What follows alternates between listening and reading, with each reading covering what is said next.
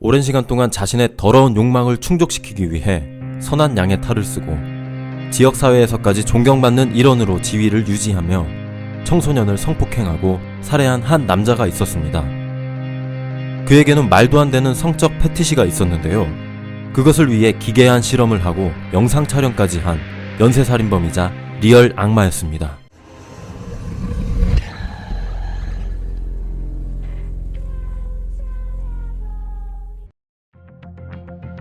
다른 많은 살인범들과 마찬가지로 아나톨리 슬리부코는 평범한 한 가족의 가장으로 보였습니다.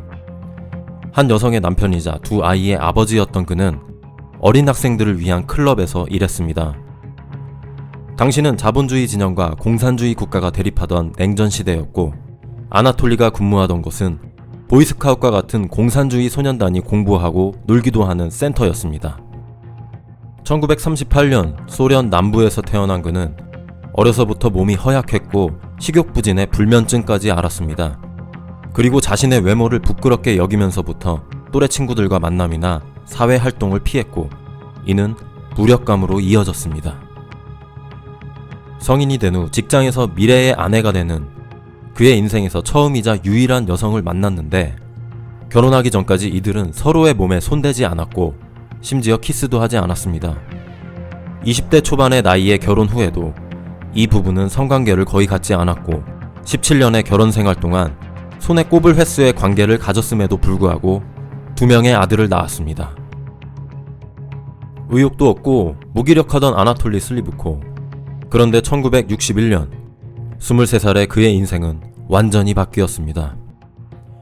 어느 날 아나톨리는 음주운전 차량이 인도를 덮쳐 여러 사상자를 내는 사고를 목격합니다. 그중 소년단 복장을 입은 한 소년이 매우 크게 다쳤는데 차량 사고로 인해 휘발유가 타는 냄새와 죽어가는 소년의 모습이 아나톨리를 흥분하게 만들었습니다. 그는 나중에 이 사고를 생생하게 회상했습니다.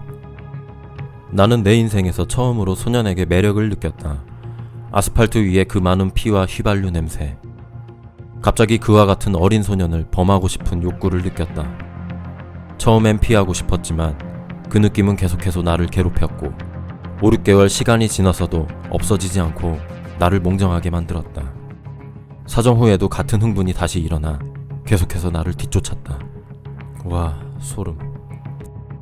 목격했던 사고가 그에게 외상을 일으켰는지 아니면 이전부터 정신적으로 문제가 있었는지 알 수 없지만 교통사고로 죽어가던 소년을 목격한 것은 그의 미친 생각과 혐오스러운 범죄에 대한 촉진제였습니다.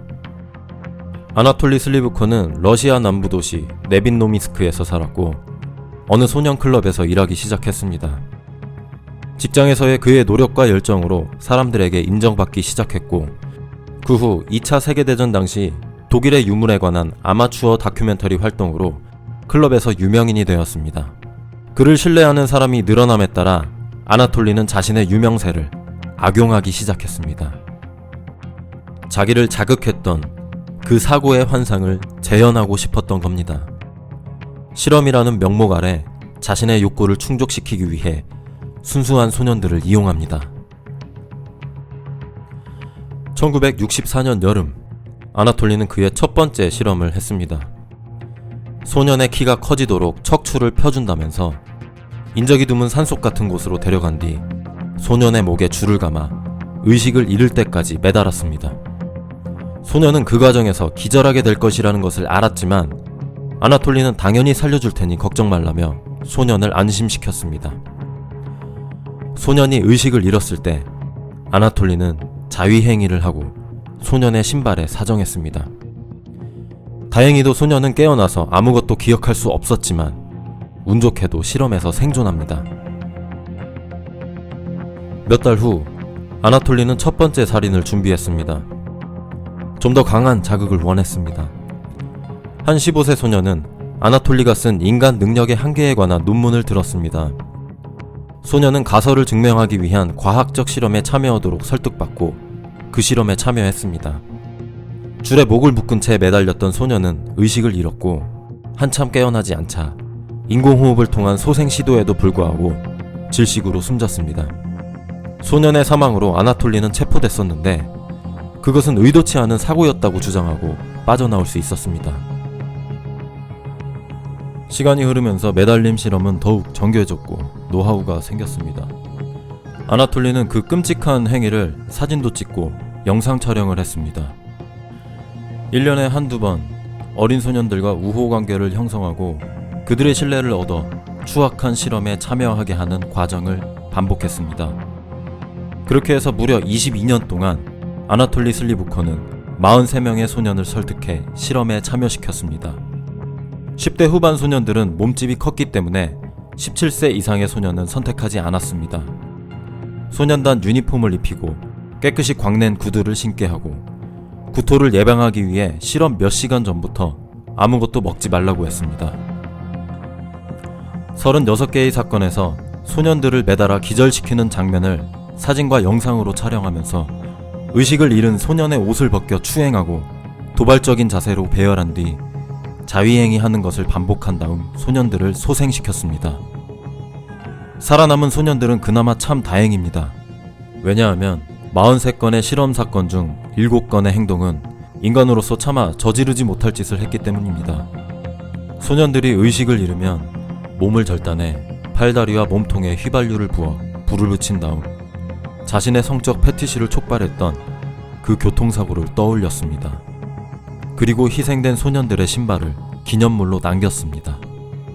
그는 그 모든 과정을 사진과 영상으로 찍은 필름을 집으로 가져가서 현상 인화하고 다음 희생자가 나타날 때까지 그것들은 그의 자위행위 판타지의 자극제 역할을 했습니다. 1985년 7월 23일 세르게이라는 이름의 13살 소년이 실종됐는데 소년클럽에서 아나톨리를 만나러 간다는 것이 소년의 마지막 모습이었습니다. 실종사건 담당 검사는 소년클럽을 주의 깊게 조사했지만 큰 소득은 없었습니다. 그러나 그곳의 많은 소년에게 질문했고 그동안 아나톨리가 수행한 실험에 대해 알게 되면서 더욱 추궁할 수 있었습니다. 몇 달간의 수사 끝에 그가 필름을 현상했던 암시를 발견했고 그간 범행에 쓰인 칼과 도끼, 로프와 충격적인 사진과 소년들을 고문하고 추행하고 신체를 훼손하는 영상이 담긴 엄청난 양의 필름을 찾을 수 있었습니다. 결국 1985년 12월 아나톨리 슬리부커는 집에서 체포됐고 7건의 살인 혐의 등 성적 학대, 시신 훼손 등으로 기소됐습니다. 얼마 뒤 그의 첫 번째 희생자의 유해는 찾을 수 없었지만 다른 6구의 소년 유해를 찾았습니다. 아나톨리는 1986년 사형 선고를 받고 감옥에서 3년을 보냈습니다. 1989년 9월 당시 활개치던 연쇄살인범에 대한 이야기를 경찰과 나눈 뒤 몇 시간 후 소련 당국은 사형 집행을 합니다. 그의 처형 방식은 총살이었다고 합니다. 자신의 추악한 판타지를 실현하기 위해 몇십 년 동안 순진한 소년들을 유인해 추행하고 살해한 악질 중의 악질 이야기는 여기까지입니다. 시청해주셔서 감사드리고요. 구독 꼭 부탁드리겠습니다.